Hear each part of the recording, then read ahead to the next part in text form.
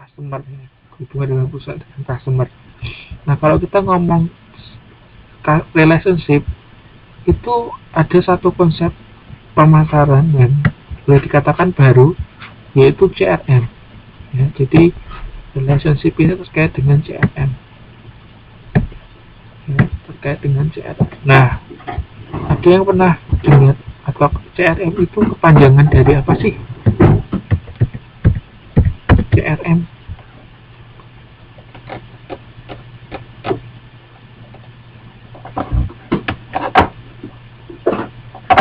ada yang pernah dengar tidak CRM?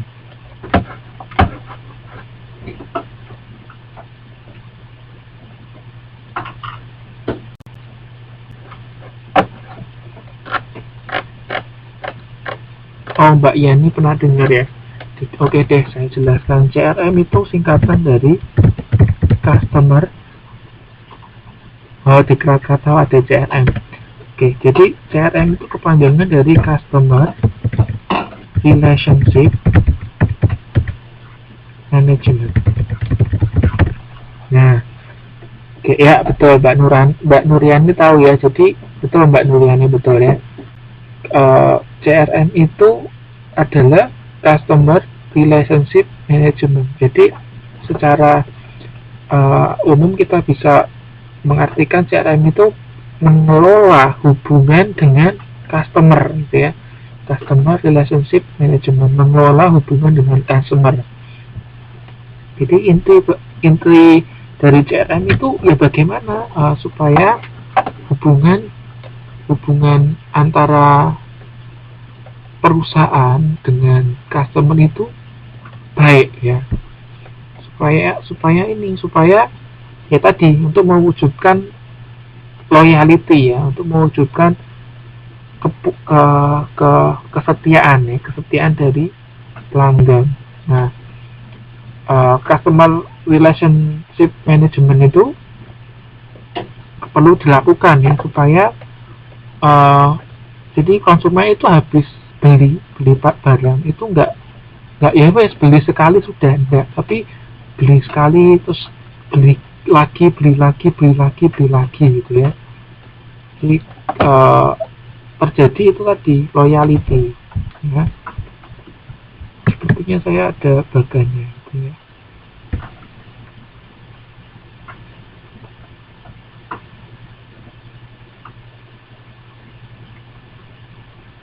Nah ini ya. Nah ini ada satu proses perkembangan pelanggan ya. Nah ini jadi kalau kita ngomong CRM itu tujuannya untuk mewujudkan ini, dari sini kita boleh sebutkan ini ya. Nah CRM itu diharapkan dapat mewujudkan customer yang seperti ini. Di customer itu ada tahap-tahapnya ya. Tahap pertama itu tahap suspek ya. Suspek ini kira-kira perusahaan melihat ini orang ini kira-kira mau beli nggak ya gitu ya. Misalnya tadi kita tadi kembali ke pabrik baju tadi ya, untuk remaja putri tadi ya. Nah itu kan berarti kalau di situ ada remaja putra atau bapak-bapak itu kan berarti bukan suspek perusahaan kan, ya bukan targetnya, istilahnya bukan target perusahaan. Jadi itu bukan suspek karena produk yang kita jual adalah pakaian remaja putri ya. Nah setelah itu prospek itu misalnya ini ada ini remaja putri, jadi ini sudah masuk ke prospek ya. Nah prospek itu bisa prospeknya baik dan prospeknya tidak baik atau prospek yang buruk ya. Jadi kalau misalnya remaja putrinya kita misalnya produknya pakaian remaja putri yang sporty, ternyata remaja putrinya tuh nggak suka dengan hal-hal yang berbau sporty, makanya kita bisa sebutkan ini prospek yang buruk ya. Jadi bukan target kita, bukan target pelanggan kita. Nah kalau misalnya itu target pelanggan kita, berarti pelanggan itu masuk ke ini, jadi mulai beli produk ya, pelanggan pertama kali. Oke.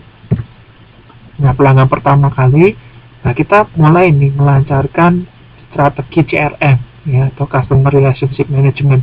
Nah, caranya gimana supaya pelanggan yang pertama kali membeli itu berulang lagi, jadi berikutnya akan beli lagi ya, pelanggan berulang. Nah, setelah pelanggan berulang menjadi klien ya, setelah menjadi klien menjadi member, setelah menjadi member menjadi penasehat, setelah menjadi penasehat menjadi partner. Jadi mungkin kalau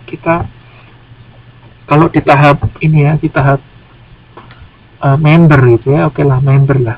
Di tahap member ini biasanya akan merekomendasikan keluarganya beli di sini aja gitu ya, karena sudah member. Ya atau enggak, sini aja jadi gabung dengan saya beli produknya ini gitu ya. Oke, ngerti ya. Jadi tahapan perkembangan pelanggan. Nah, oke. Berikutnya kita masuk ke modul kedua ya. Modul pertama sudah selesai. Berikutnya modul kedua itu, nah, jadi dalam proses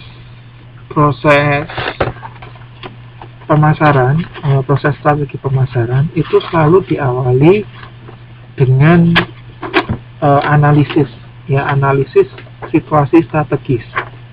Dia sebetulnya ada 4 proses untuk membuat strategi pemasaran. Pertama, analisis situasi strategis, kemudian menetapkan strategi pemasaran, kemudian yang ketiga mengembangkan program pemasaran, dan yang keempat pelaksanaan dan pengelolaan.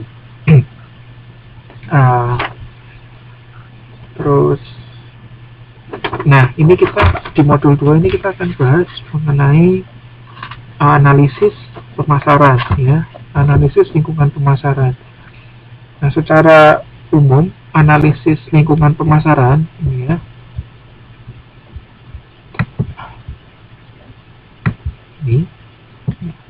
secara umum analisis lingkungan pemasaran itu ada 2 macam, yaitu yang pertama analisis lingkungan internal, dan yang kedua adalah analisis lingkungan eksternal. Jadi cuma ada 2 ini ya, internal dan eksternal. Kalau internal itu nama lainnya pasar langsung. Jadi kalau di modul ini, modul Anda ini pakainya analisis lingkungan pasar langsung ya. Tapi kalau di modul lain disebutkan analisis pasar internal ya. Oke, untuk pasar internal ini ada 3 macam. Makanya disebut 3C ya. Kita sebutnya 3C ya. Yang pertama adalah customer, pelanggan. Kemudian C yang kedua adalah company, perusahaan itu sendiri. Dan yang ketiga adalah competitor atau pesaing. Jadi dalam lingkungan pasar internal ini ada 3 ya, customer atau pelanggan, company atau perusahaan itu sendiri, yang ketiga adalah kompetitor. Di modul lain disebutkan ada lagi satu, yaitu supplier ya. Supplier itu perlu juga dianalisis ya. Jadi sebelum Anda buat strategi, Anda perlu menganalisis gitu ya. Anyway, sebelum saya lanjutkan, Anda ngerti nggak apa itu arti analisis? Ya, jadi supaya Anda ngerti apa sih analisis itu apa gitu. Jangan-jangan Anda nggak tahu analisis itu apa sih Pak?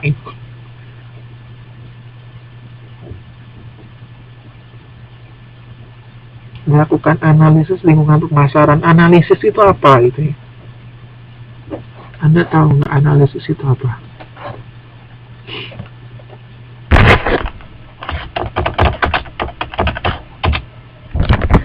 Nah, analisis itu betul ya, penelitian ya. Ada juga yang mengartikan analisis itu adalah kajian yang dilaksanakan terhadap sebuah sesuatu hal gitu ya. Jadi ini dikaji itu artinya diteliti ya. Setelah diteliti kemudian disimpulkan. Nah, itu analisis. Jadi kan sebelum Anda membuat strategi gitu ya, Anda kan perlu lihat dulu tuh ya, apa gitu ya. Nah, oke, saya lanjutkan ya. Jadi ada 3 Untuk yang internal itu ada 3, customer, company, dan kompetitor. Oke. Di buku lain menyebutkan supplier juga ya. Supplier itu perlu dianalisis juga. Oke, kita masuk ke lingkungan pasar eksternal. Kalau eksternal ini lebih luas lagi ya. Kalau internal itu lingkupnya masih terkait dengan perusahaan. Nah, kalau eksternal itu lingkupnya lebih gede lagi. Nah, ada 4 hal. Yang pertama adalah lingkungan ekonomi. Lingkungan ekonomi di mana perusahaan itu berada. Misal kalau lingkungan ekonominya di Indonesia, ya berarti konteksnya adalah lingkungan ekonomi di Indonesia, gitu ya. Kemudian juga teknologi. Gimana sih teknologi di tempat perusahaan itu berada? Kemudian hukum dan politik. Ya, hukum dan politik ini terkait juga dengan peraturan ya. Ya, peraturan bisnis di lokasi itu bagaimana, kan? Nah, itu perlu dianalisis gitu ya. Sebelum Anda bikin strategi, Anda analisis itu dulu gitu kan. Nah, kemudian selanjutnya adalah sosial dan budaya. Oke. Jadi itu analisis lingkungan pemasaran itu ada 2 macam gitu ya, internal dan eksternal. Oke, kita lanjutkan ke sisi sebelah kiri ya, sisi sebelah kiri. Jadi analisis lingkungan pemasaran itu ada 2 macam berdasarkan siapa sih pembeli kita, gitu ya. Jadi pembeli itu ada 2 macam. Yang pertama adalah konsumen langsung. Jadi konsumen langsung itu istilahnya ini saya tulisnya B2C ya. B2C itu adalah business to customer, itu kepanjangan seperti itu. Jadi dari perusahaan langsung ke customer akhir gitu ya. Jadi misalnya tadi Apple gitu ya, jadi Apple jual langsung ke customer langsung. Nah, selain analisis pasar konsumen ini ada juga analisis pasar bisnis ya, atau saya sebutnya B2C, artinya business to business ya, business to business. Nah, misalnya tadi Apple. Nah, Apple itu misalnya jualnya nggak langsung ke customer, tapi dia jual lagi. Jangan gitu ya, jangan Apple. Contohnya misalnya oke, Anda perusahaan fotokopi ya, Anda punya usaha fotokopi. Nah, jadi nanti bisnis to bisnisnya itu dari perusahaan kertas ke perusahaan fotokopi. Nah, itu jadi dari bisnis to bisnis ya, B2B. Jadi Anda beli produk untuk dijual lagi gitu ya. Nah, itu B2B. Nah, ini perlu Anda analisis dulu ya. Ini beda nanti strategi yang Anda terapkan. Kemudian kita masuk ke analisis pasar konsumen dulu ya. Ke analisis pasar konsumen.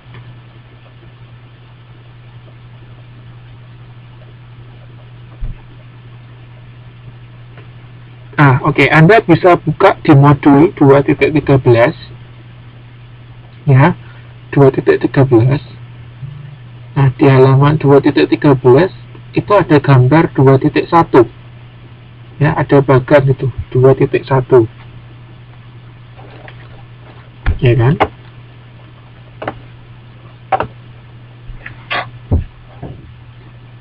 Oke, 2.1 itu adalah model perilaku pembeli ya. Model perilaku pembeli itu dipengaruhi oleh 3 aspek ya. Sebelum konsumen itu beli produk, itu ada 3 aspek yang dipertimbangkan. Yang pertama itu aspek psikologis atau variabel ya. Nah, aspek psikologis ini ada beberapa bagian. Yang pertama, motivasi membelinya apa ya. Kemudian persepsi konsumen terhadap barang itu bagaimana, terhadap produk itu bagaimana. Kemudian pembelajaran itu terkait dengan informasi-informasi yang konsumen dapatkan mengenai produk tertentu. Kemudian sikapnya bagaimana, kepribadian dan gaya hidup. Itu ya, itu aspek yang pertama atau variabel yang pertama. Kemudian variabel yang kedua adalah pengaruh sosial. Jadi konsumen itu akan memutuskan membeli suatu produk itu karena dipengaruhi oleh sosial ya. Nah, untuk sosial ini ada beberapa bagian ya, bisa keluarga, bisa kelas sosial, kelompok referensi, dan budaya. Itu kan kalau kelas sosialnya beda juga pengambilan keputusannya juga akan berbeda gitu kan. Nah, kemudian yang ketiga adalah aspek situasi pembelian. Nah, situasi pembelian ini ada 3 juga. Yang pertama adalah alasan pembelian apa, kapan waktu pembelian, dan lingkungan sekitar pembelian bagaimana. Nah, dalam melakukan analisis pasar konsumen itu perlu memperhatikan aspek ini gitu ya, aspek psikologis, aspek pengaruh sosial, dan aspek situasi pembelian. Oke. Nah, kita masuk ke bagian terakhir, yaitu B2B atau analisis pasar bisnis. Nah, berdasarkan jenisnya, pasar bisnis itu ada 5 ya. Oke, ini ada jenisnya, ada 5. Yang pertama adalah manufaktur.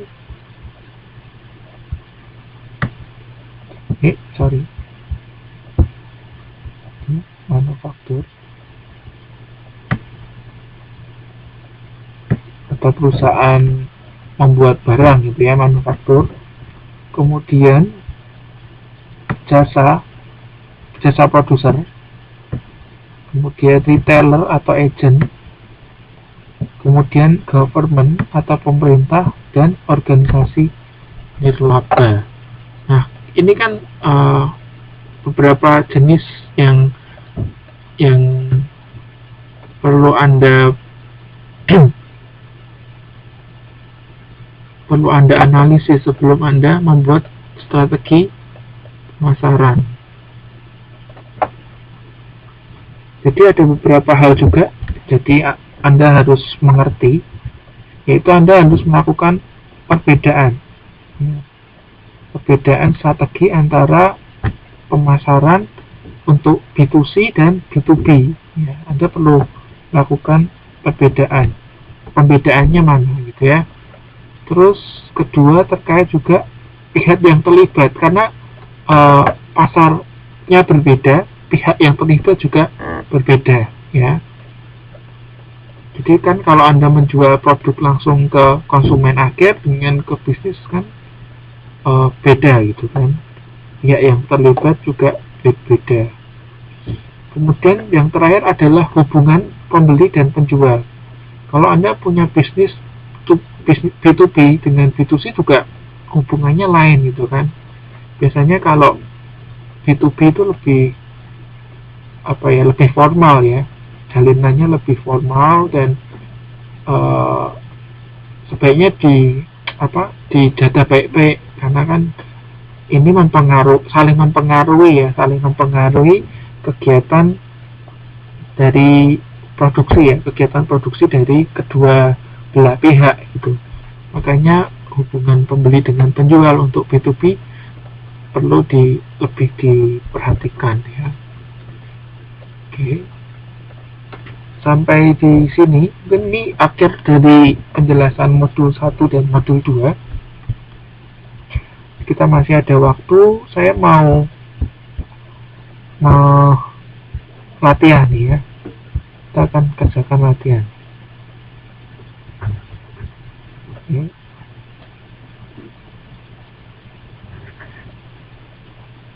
Oke, kita akan latihan ya, supaya Anda berpikir dan tidak ngantuk. Kalau Anda dengerin terus ngantuk pasti.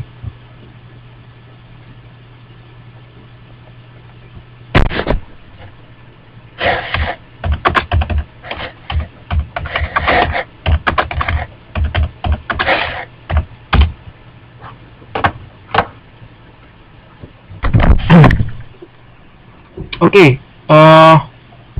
masih ngantuk kan? Iya, saya tahu. Oke, yang pertama yuk, yang bisa jawab siapa? Jadi soal pertama saya bacakan. Pemasaran merupakan sebuah seni dan ilmu, di mana terdapat tarik-menarik antara sisi ilmiah yang memiliki definisi yang jelas dengan sisi titik. Ini sebetulnya saya ambilkan dari soal formatif ya, tes formatif. Harapan saya Anda nggak lihat jawabannya, jadi Anda jawab langsung aja.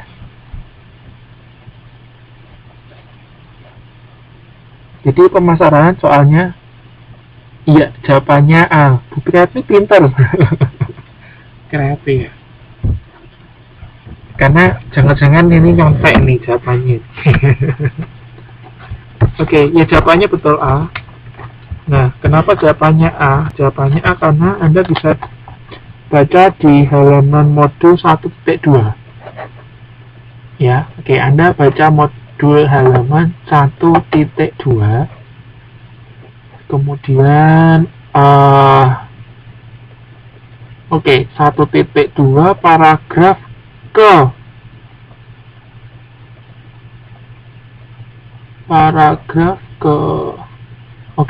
paragraf kedua ya. Ya, paragraf kedua itu.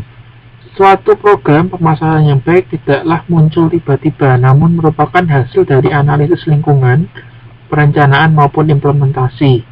Membuat suatu program pemasaran yang baik bukanlah merupakan suatu yang mudah. Nah ini, pemasaran adalah salah satu bidang yang melibatkan unsur seni maupun ilmu secara sekaligus. Dalam perkembangannya akan selalu muncul tarik-menarik antara unsur seni dalam pemasaran yang berwujud suatu kegiatan yang kreatif, ya kan? Nah, jadi jawabannya A karena buktinya adalah halaman 1.2 paragraf 3. Ya. Oke, kita lanjut ke nomor 2. Soal nomor 2. Soal nomor 2. Titik-titik menjanjikan pada kita untuk dapat melakukan proses produksi dengan lebih akurat, melakukan komunikasi yang lebih terarah, dan menentukan harga dengan lebih tepat. Ya, zaman titik-titik menjanjikan pada kita proses produksi dengan lebih akurat, melakukan komunikasi yang lebih terarah, dan menentukan harga dengan lebih tepat. Jawabannya adalah zaman A. Globalisasi, B. Deregulasi, C. Industri, D. Informasi.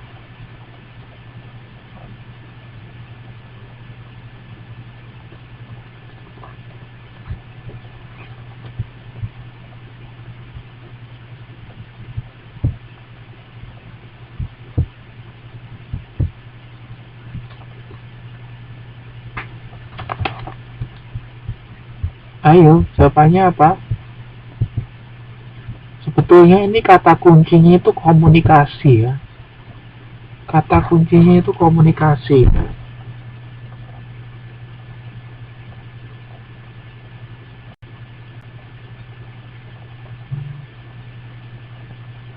Iya, betul jawaban Mbak Yani ya. Zaman informasi ya. Jadi di zaman informasi itu proses produksi lebih akurat karena apa? Ini ya, juga terkait juga komunikasi itu lebih terarah ya. Sehingga akan lebih mudah menentukan harga yang lebih tepat gitu ya. Di zaman informasi itu gampang. Zaman informasi itu misalnya ditandai dengan internet, itu kan kita lihat kan internet. Nah, dengan internet kan kita komunikasi lebih terarah gitu kan, lebih mudah gitu ya, lebih efisien. Nah, jadi itu ya, sudah canggih betul. Zaman informasi itu menjanjikan seperti itu ya, proses produksinya lebih akurat gitu ya. Kemudian yang ketiga, soal 3 adalah meningkatnya gaya promosi dan menurunnya tingkat margin laba merupakan hasil dari, jadi produksinya itu biayanya tinggi tapi keuntungannya rendah ya. Itu merupakan hasil dari apa?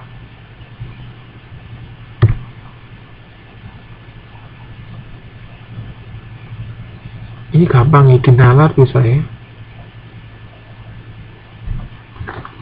Iya, betul. Betul sekali. Jawaban Mbak Ana ya. Jawabannya D.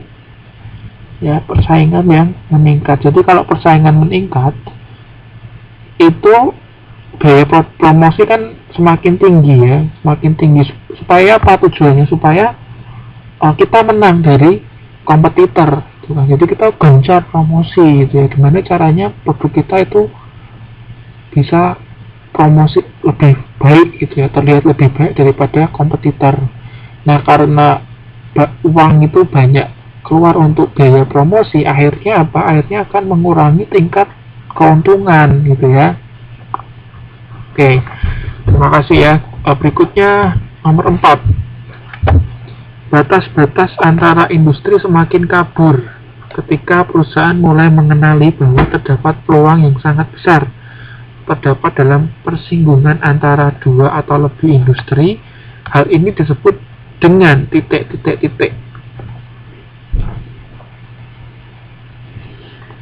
Yuk, batas-batasnya semakin kabur. Nah, itu apa itu?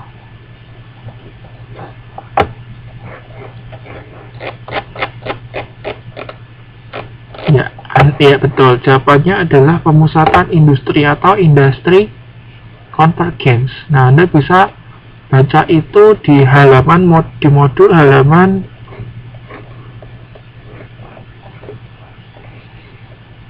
1.9 ya.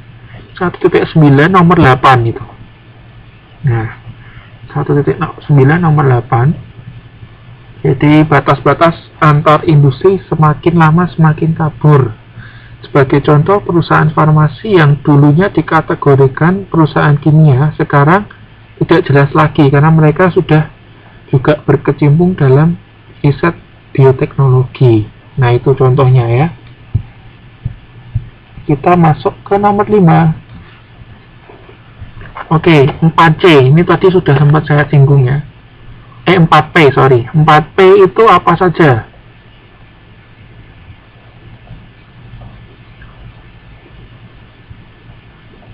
Betul, jawabannya adalah B, 1.15 ya. Jadi kalau Anda ditanyai 4P itu apa aja, Anda harus sebutkan urut ya. Yaitu dimulai dari produk dulu ya. Produk, price, place, promotion ya. Oke. Jadi betul ya, product, price, promotion.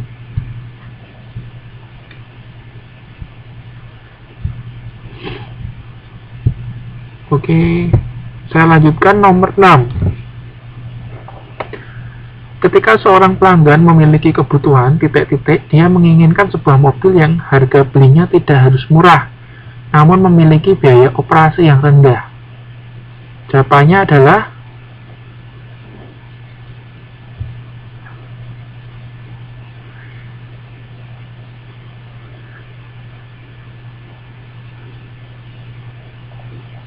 kebutuhan yang dinyatakan. Salah. Oke. Untuk nomor 6 di modul tidak ada ya, di modul tidak ada. Tapi saya punya jawabannya ya. Di modul 1.11 ya itu ada, tapi kan tidak dijelaskan contoh-contohnya kan. Itu hanya dijelaskan unstated gitu kan. Ya kan, tidak dijelaskan mengenai apa itu stated needs, real needs kan tidak dijelaskan ya. Cuma dijelaskan hanya contoh-contohnya 5 jenis kan. Nggak dijelaskan contohnya, hanya disebutkan jenisnya kan. Oke, nomor 6 ini nanti saya kasih Anda slide-nya, karena di slide saya ini ada, tapi belum saya jelaskan. Ini tugas berarti ya. Nanti Anda jawab nomor 6. Seperti sebelumnya Anda posting aja, enggak apa-apa, posting di grup. Tapi nanti Anda bisa lihat di slide saya, nanti saya share ya. Slide-nya ini ada ya di slide ke